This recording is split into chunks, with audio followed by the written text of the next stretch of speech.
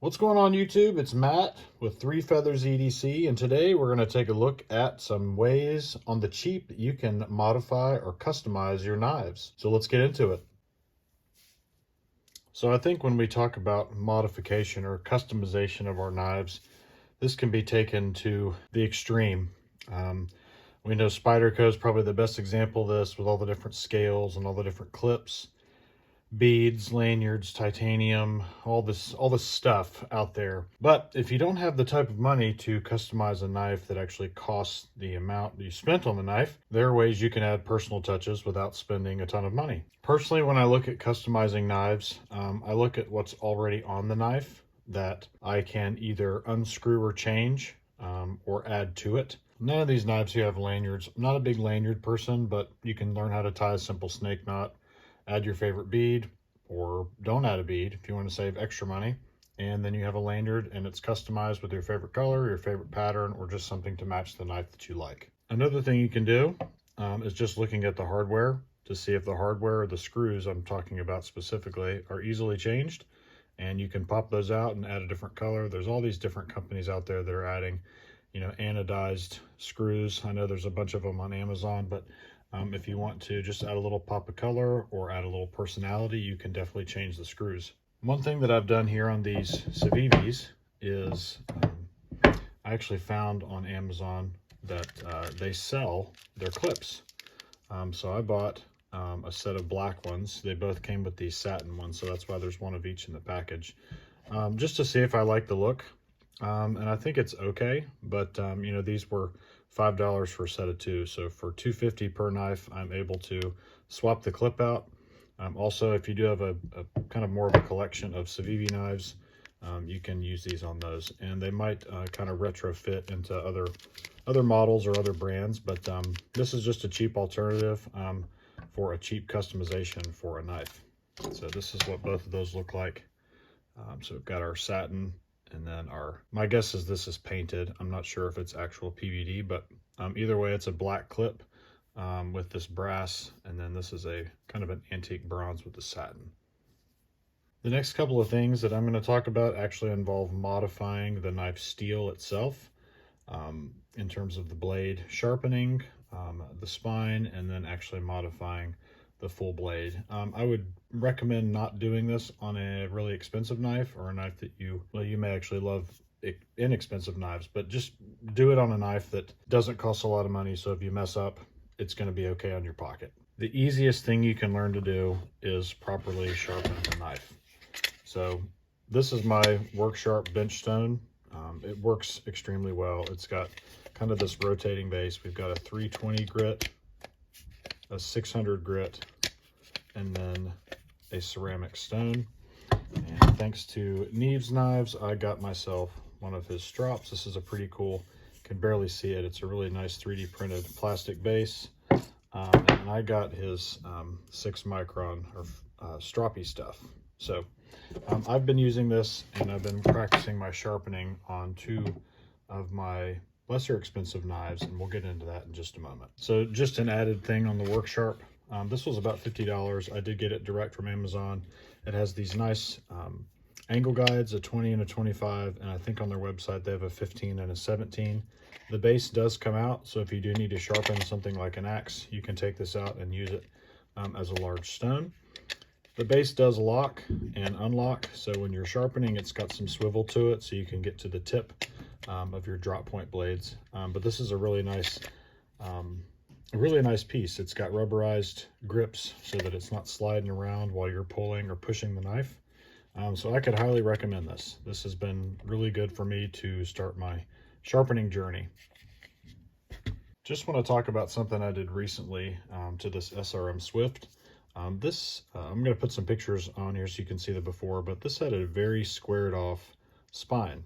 So I thought to myself, I'm going to take some time and I'm going to see if I can round that and crown the spine. So I already had this set of sandpaper. It goes all the way from 120 all the way up to 3000 grit. All I did was cut some strips of each of them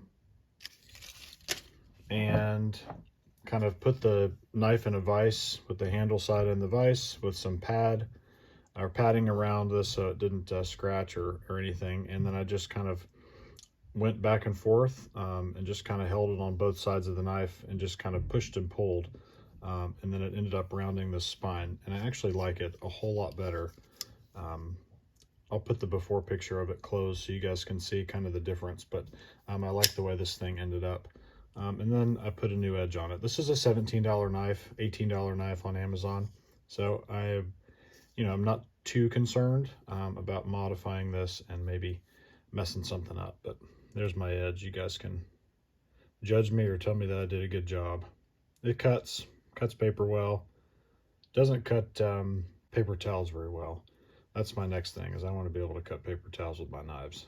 But my guess is I don't have enough stones. Maybe somebody can correct me.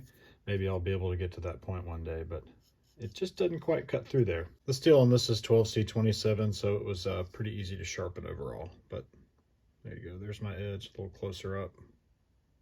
Let's move on to the next set of modifications that I've attempted. I did make a short on this. I actually really like, this is another sub $25 knife. This is the Olaton's Maximus. I did already put an edge on there.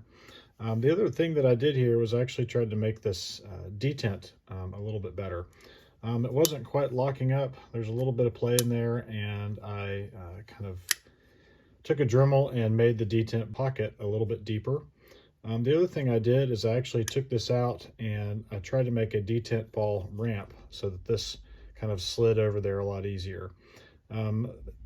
Really wasn't very necessary, but it was something that I wanted to try to do, because instead of this being a little bit on the smoother side, it was more of like a jump or a bunny hop over that detent ball.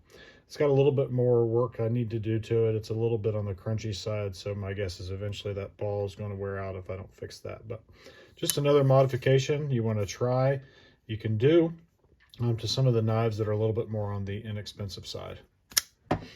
And lastly, this modification also does not require a lot of money spent unless you already have the tools, and I already had a little bench grinder. But I took this QSP Penguin. I can't take credit for this modification. I didn't do that great of a job, in my opinion. Maybe you guys can tell me differently, but Knife Pile did an amazing kind of harpoon style, and I was like, I gotta try that. It looks super cool. So there's my swedge there at the top that I tried to do. So I modified this blade pretty heavily. I mean, it was, I don't know, somewhere up here, but took the tip off, made it more of like a false chisel there, and then I tried to make a kind of a harpoon or a swedge here. So we took and we ground off all this material, added this little notch here. It's not super functional, but I think it looks pretty cool. Again, this is the Denim Micarta D2 version of the QSP Penguin, and it is sub $40. So this is a little bit more expensive in terms of if you make a mistake, it's a $40 mistake, but this was surely a fun one to do. So just a short, quick video today. There's nothing crazy about anything that I've said. You guys might already try these things out on your own, but just wanted to put out there that you don't have to spend a ton of money to modify your own gear. Just remember that all this stuff that you buy is yours, and you can modify it how you want. Don't be afraid to try something new. Reach out to people, tell people that you want to look into trying to do some of these modifications more.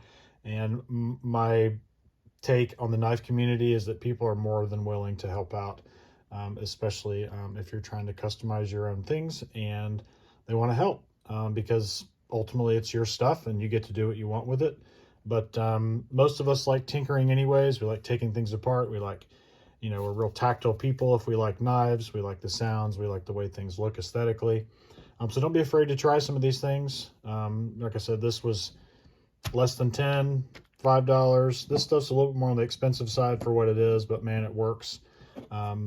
Again, thank you to Neves Knives. I'm sure he doesn't watch any of these videos, but this is good stuff. He has a lot of good stones that are more on the expensive sides. I went with the Work Sharp one because it was a little bit more in my budget. But if you guys have a little bit more cash to spend, check out some of the diamond stones and the bundles that he offers, and then the multiple different emulsions and suspensions that he has in different micron sizes. So again, I appreciate it, guys, if you like and subscribe. My videos are My long form videos aren't that great. I'm working on making them a little more interesting, a little bit more